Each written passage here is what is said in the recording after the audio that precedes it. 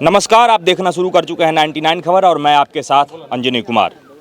सिवान में मलमलिया चौक पे एक बहुत ही दुर्भाग्यपूर्ण घटना होता है। कुछ मीडिया रिपोर्ट्स में उसे नरसंहार बताया जाता है, कुछ मीडिया रिपोर्ट्स में आपसी रंजिश बताया जाता है।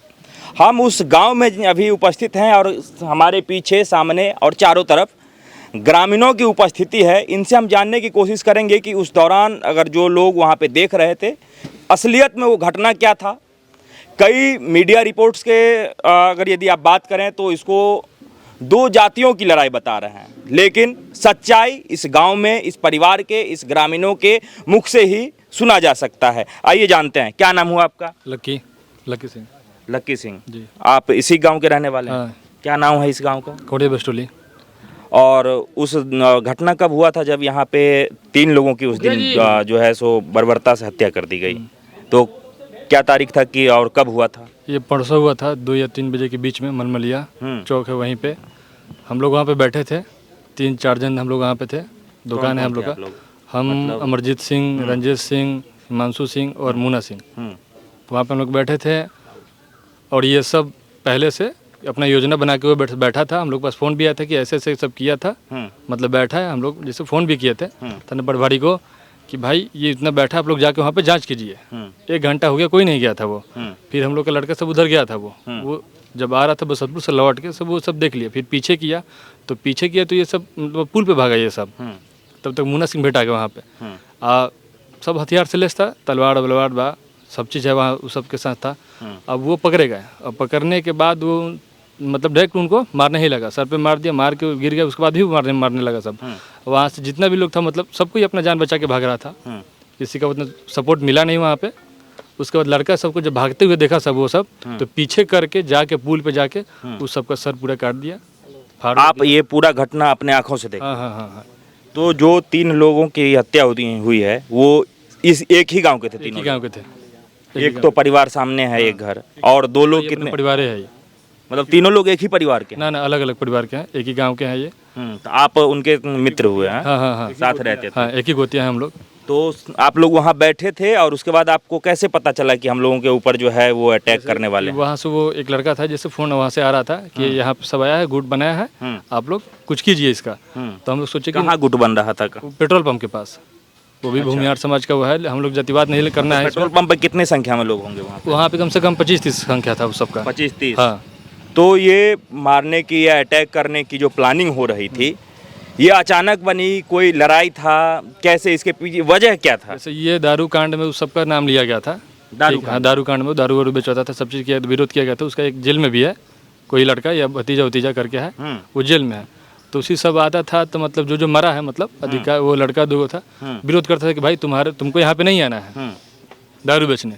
फिर वो चीज़ के लेके एक बार बाजार पे वो मारा पीट किया। वो दूसरे गांव के हैं? हाँ, वो दूसरे गांव, कौड़िया गांव का है। कौड़िया गांव के। कितनी दूरी है दोनों गांव के बीच? यहाँ से 1-2 किलोमीटर है उसका दूरी। और वो लोग जो है दारू इस गांव में आकर के बेचते हैं? मतलब वो लोग वेंडर का काम करते हैं, इस गांव में उनके ग्राहक हैं? सप्लाई भी करते थे और ये भी मतलब लाके बेचते भी थे। तो उसको रोका गया, हम लोग बोले कि यहाँ पे दारू नहीं बेचना है। उसी सब का विवाद के लेके ये सब कांड हुआ है कि आपने उसे दारू बेचने से मना किया, इसलिए वो ऐसा कर दिया। ये मामला। हाँ, यही मामला। तो जो 3 लोग मारा गया है, उनका क्या नाम था तीनों का?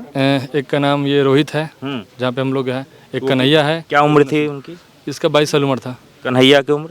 उसका भी 25-26 था। और जो तीसरे हैं उनका क्या नाम? वो 40-45 साल के थे। अच्छा, तो ये तीनों लोगों को उन्होंने अचानक पेट्रोल पंप पर से अचानक घेर के उन लोग को दौरा के वो सब मारने लगे। क्या क्या हथियार था उन लोगों के पास? उसके पास तलवार था, उसके बाद पिस्टल था, कांटा वाटा जितना टाइप का है, मतलब है उन लोग के पास सब चीज़ था वो। तो आप लोग पैदल ही थे या गाड़ी में थे? हम लोग पैदल थे, वहाँ बैठे हुए थे। अपना दुकान था, वहाँ बैठे हम लोग थे। वहाँ आके एक बाइक सब अटैक किया है, जो मतलब सब कोई अपना उसमें जा रहा था, जिसको बोलने के लिए, जिसको चोट लगा बचाव किया, भागा। आज वो रेफर भी हुआ है, सिवान से वहाँ गोरखपुर रेफर हुआ है, और 2 यहाँ पे है। अच्छा, तो हमने सुना कि 7 लोगों के ऊपर जो है वो अटैक हुआ था, हमला हुआ था। हाँ। तो 3 लोगों की स्थिति अभी कैसी है? अभी वो ठीक है। 3-4 लोगों की अभी ठीक है, एक रेफर हुआ है, अभी 2 ठीक है। ठीक है। तो अब ये गांव के लोग, परिवार के लोग क्या चाहते हैं इस मामले में? अभी इसमें हम लोग सबको, ये जितना परिवार के लोग, गांव के लोग यही चाहते हैं कि सबको न्याय मिले। इसमें जितने भी भाई नेतागण है, जो भी आ रहे हैं, चाहे जो भी परिवार है, इसको सपोर्ट करें, मतलब आगे फ़ोन करें, जो इसमें हम न्याय दिलवाएं सब किसी को, जल्दी से जल्दी सबके गिरफ्तारी हो। और ये भी मांग किया गया था कि मतलब जो भी नेतागण आ रहे हैं, सब चीज़ हो रहा है, उस सबको जो परिवार में छोटा छोटा लड़का है, अगर मान लीजिए कि मुन्ना सिंह के 2 लड़का है सब, उसको नौकरी देने के लिए बात हुआ था, और जो भी कुछ आर्थिक संपत्ति हो, जो मदद हो, वो सब किया जाए। अच्छा, तो इसमें से अभी जो 3 लोगों कहते हैं वो 2 लोग हमें लग रहा है कि पढ़ाई कर रहे होंगे, अभी तो उम्र उनकी हाँ नहीं हाँ, हुई थी। ना एक तो मतलब हैंडीकैप टाइप का था वो लड़का, सीधे साफ भी बोल भी नहीं रहा पाता। एक दिन पहले उसको मारा भी गया है, वो पकड़ के ले जाके घर पे मारा है। वो पहले उठा लिया गया था? एक दिन पहले उसको मारा गया है, वो मेरे पास वीडियो है उसका लड़का का, और उसके बाद कल उसका मौत हो गया, एक दिन बाद उसका मार दिया जान से। अच्छा, तो लोग जब वो लोग अटैक कर रहे थे तो आपस में चौक के लोग या फिर गांव के लोग किसी ने देखा, कोई बचाने की कोशिश नहीं ना किया? वहाँ पे सबको ही था, कोई बचाने की कोशिश नहीं किया। पहले क्या है कि वो इतना मतलब उसका सबका जनसंख्या भी था, प्लस सब किसी के पास हथियार था। हथियार सब? हाँ, सब हथियार था, कोई कि वहाँ पे सट नहीं दे रहा था, वो मारते जा रहा था।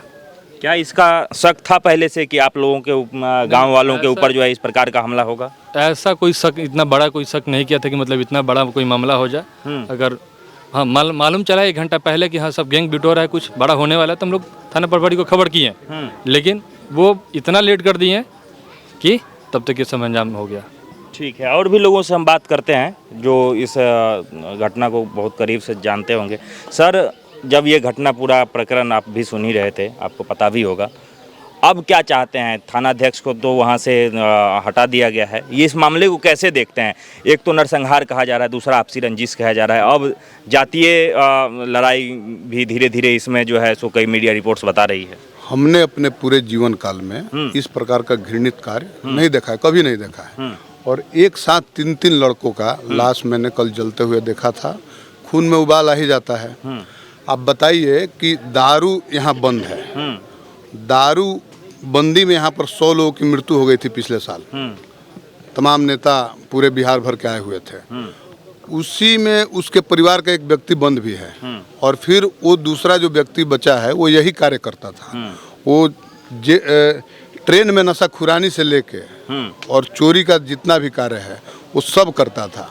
अब यहाँ मना करने पर, थानेदार को इत्तला करने पर वो लोग विरोध किया कि भाई आप लोग हमारे खिलाफ क्यों जा रहे हैं, और वहीं से झगड़ा शुरू होता है। यह लोग घात लगाकर उस पेट्रोल पंप पे आके 20-25 लोग जमा होते हैं, और यह लोग अपने कार्य से, बाजार के कार्य से, कोई सब्जी लेने गया था, कोई किस कार्य से गया था, घात लगा के पहले से बैठे हुए थे, और फिर इस प्रकार से उनके ऊपर हमला होता है कि वो व्यक्ति संभल नहीं पाता है। अच्छा, पेट्रोल पंप का इसमें बड़ा जिक्र हो रहा है, क्या पेट्रोल पंप जो है वो पहले से ही वहाँ ऐसे लोगों का आना जाना उठना बैठना लगा था, या फिर उसी दिन कुछ पता चला है? देखिए, कुछ स्पेशल करना होता है तभी ज़्यादा लोगों को बुलाया जाता है। वैसे तो वहाँ पे सभी प्रकार के लोग जाते हैं, उनके जो भी जितने लोग हैं, लेकिन जो व्यक्ति पहले से ही सरकार के नज़र में गुनाहगार है, उसके प्रति, अरे जिससे लफड़ा हुआ है, जिससे झगड़ा हुआ है, जो इस पूरे कांड में आरोपी है, वो पहले से आपराधिक किस्म का है, सबको पता है, प्रशासन को भी पता है।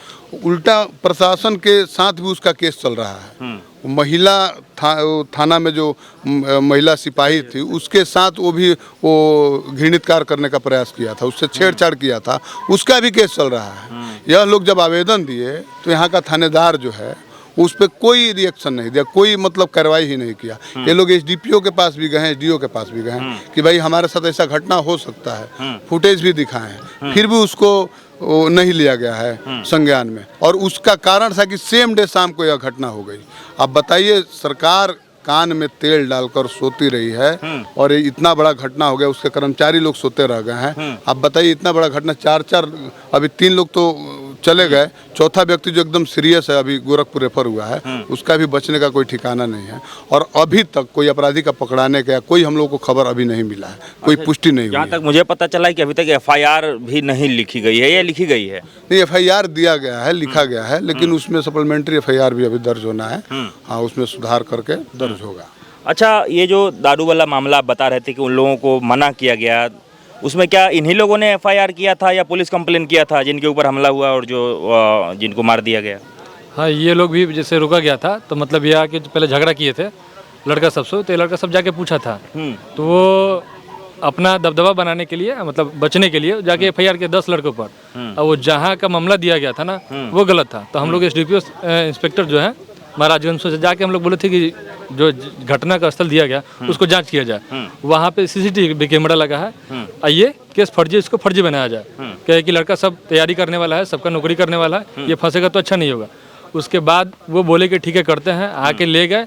आज तक उसको अभी ये हम लोग को मालूम नहीं चला कि मतलब वो केस फर्जी है। अब जो है पूरी तरीके से प्रशासन का मतलब लापरवाही का केस बनता है। हम तो 302 का केस करने के लिए हम थानेदार के ऊपर भी 302 का केस लगना चाहिए।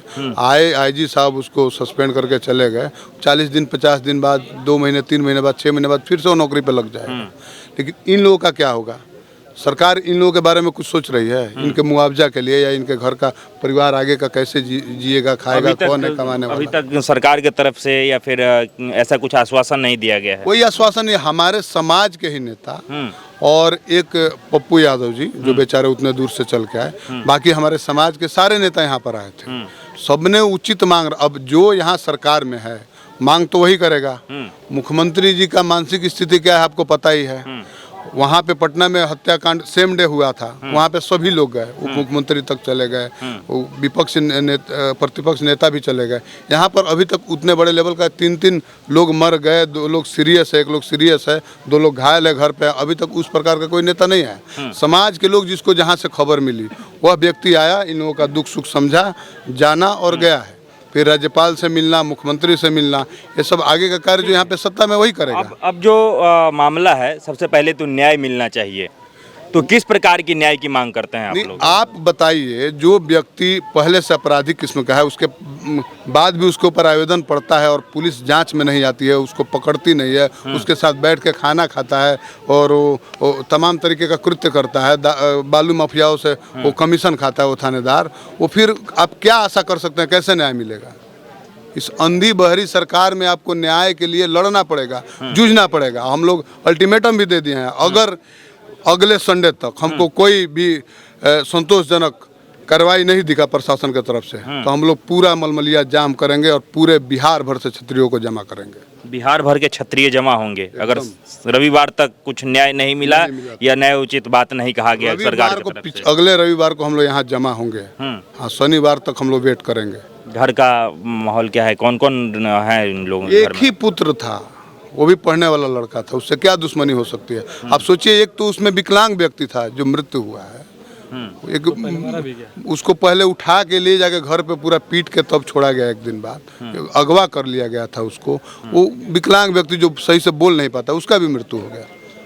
इतना जघन्य अपराध के लिए और अभी भी पुलिस कोई ऐसा कार्रवाई नहीं की है जिससे हमको लगे कि नहीं प्रशासन चाह रहा है। प्रशासन चाह रहा है कि ये डिले हो, धीरे धीरे मामला दब जाए, फिर सभी लोग चुनाव में लग जाए। यही है। अभी तक आप बताइए, अब दूसरे स्टेट में अगर होता तब तक काउंटर हो गया होता। यहाँ पर आखिरकार क्यों नहीं हो रहा है काउंटर? एक भी अपराधी का, इतने बड़े बड़े घटनाएं हो रही हैं, एक भी व्यक्ति का अभी तक काउंटर नहीं हो रहा।